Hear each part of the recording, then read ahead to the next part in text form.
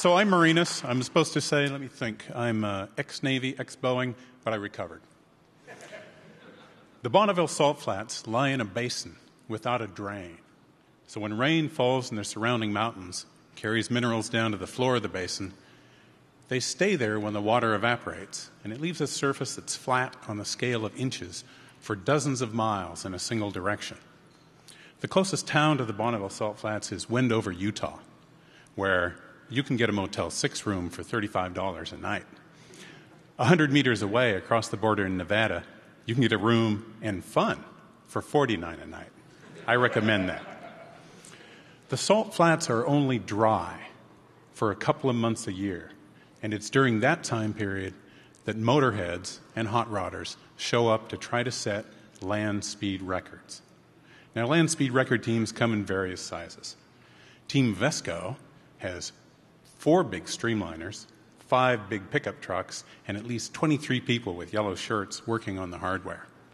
At the other end of the scale, Team Pickle has 1 car, 1 pickup truck, and 1 mechanic in a gray shirt working on the vehicle. Oh, and an IT guy. That's me. There are hundreds of cars at a Bonneville event, but almost no one is competing head-to-head. Instead, everybody is fighting the wind. Air resistance is the limiting factor to most vehicles' top speed. So, you optimize for low air resistance. You streamline your car. You want to go fast? You streamline. You want to go really fast? You really streamline. But there's another face to the wind at Bonneville. If a car going down the course gets loose and starts to spin, the sideways rush of air can get under the car, and then it takes off like a leaf. The landing is not so gentle. Team Pickle was worried about spins. 2 years ago, our driver told us that when the car went over 150 miles an hour, it got twitchy. We suspected that the body of the car was generating lift as Pickle sped down the salt. The lift was raising the back end of the car and unweighting the rear wheels, reducing the traction, which leads to a loss of control. So we had a question. Is the car rising at speed?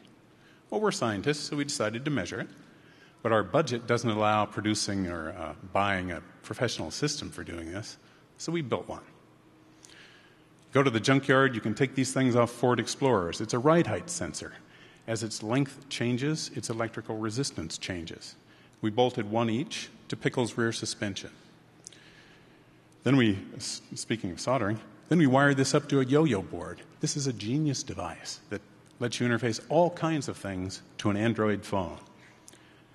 Almost all Android phones have a GPS sensor on board. You have a GPS signal, you can derive the speed. So, add a battery pack, a bunch of Velcro, a whole bunch of zip ties. The hardware's complete.